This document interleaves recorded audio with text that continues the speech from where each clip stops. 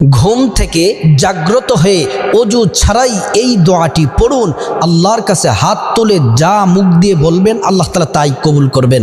আল্লাহর কসম করে বলছি, প্রিয় নবীর পবিত্র জবানে বলছেন, ঘুম থেকে জাগ্রত হওয়ার সাথে সাথে অজু লাগবে না।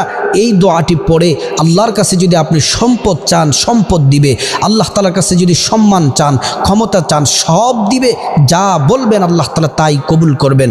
দোয়াটি আমি বলছি, দোয়াটি হলো লা ইলাহা ইল্লাল্লাহু ওয়াহদাহু লা শারীকা লাহু লাহুল মুলকু ওয়া লাহুল হামদ ওয়া হুয়া আলা কুল্লি শাইইন কাদির সুবহানাল্লাহি ওয়াল হামদুলিল্লাহি ওয়া লা ইলাহা ইল্লাল্লাহু আল্লাহু আকবার ওয়া লা হাওলা ওয়া লা কুওয়াতা ইল্লা বিল্লাহিল আলিয়্যিল আযীম রব্বিগফিরলি।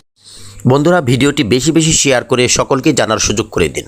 সকলকে ধন্যবাদ। আসসালামু আলাইকুম ওয়া রাহমাতুল্লাহি ওয়া বারাকাতুহু।